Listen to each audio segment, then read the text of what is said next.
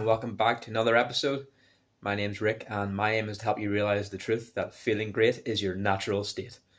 So, today I want to take some time just to talk about, how you can feel great during a job interview, which is obviously a situation where you don't necessarily normally always feel great.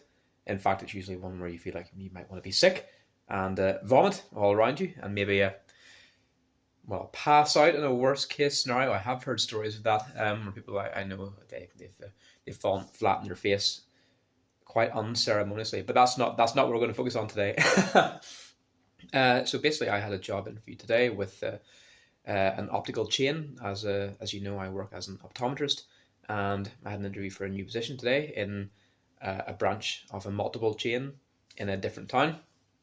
And I can honestly say I've never been more relaxed when engaging in a job interview. I was completely calm, collected, and relaxed walking in, during it, and even after.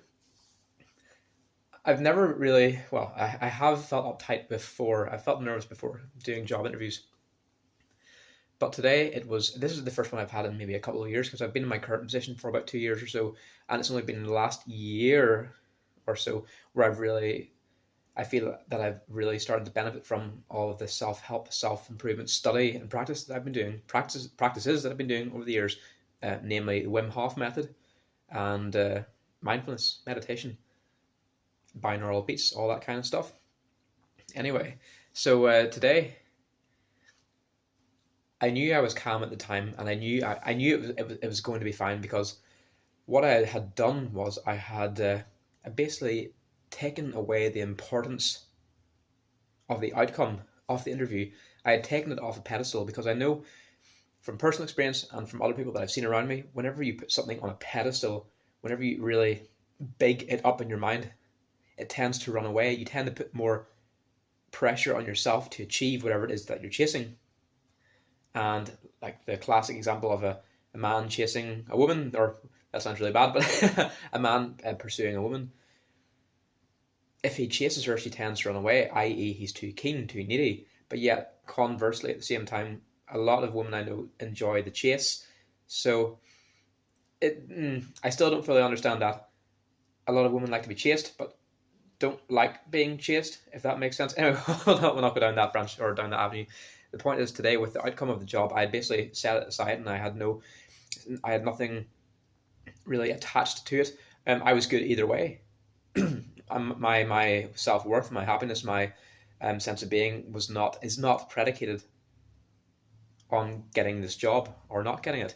And what that allowed me to do was basically enjoy the moment, enjoy the actual process of the job interview, and it felt less of an interview and more of a chat with a regular human being, and it was fantastic. The whole thing, it was just one person interviewing me, and it really did feel just like a conversation. We talked about all things optics, such as technology used, practice procedures, things like that. There, but then the next moment we were talking about the Wim Hof method, actually, because I managed to work that in there. But then she started telling me about cold exposure in a spa that she went to, and then we started talking about golf at one of the local links golf courses, and then we got back to OCT machines, which are optical coherence tomography machines, which basically take cross-sectional views of the layers of the back of the eye.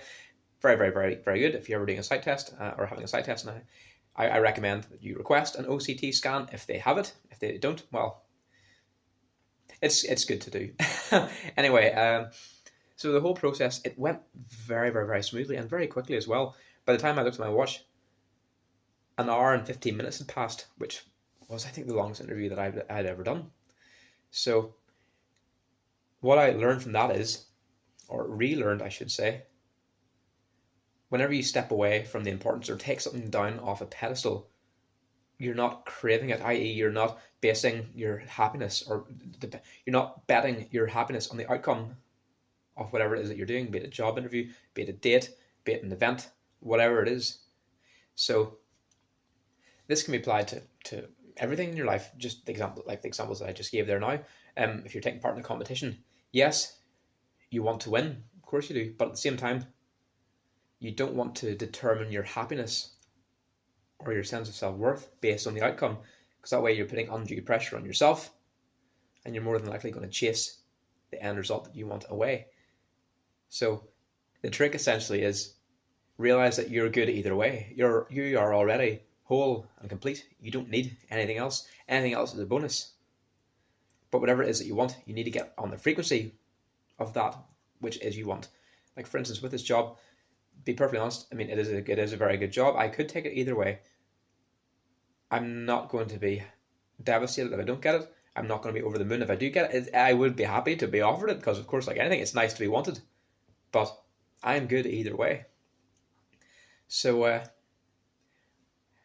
today it was a very, very, very brief interview. Brief talk on an interview today. But I hope you got some degree of value from this video today. And if you have any thoughts, comments, or suggestions, I can't speak. I must have used up all my talking capabilities today. But if you have any comments, as always, thoughts, comments, suggestions, please post away in the comment section below. And as always, thanks again for watching. All the best and take care.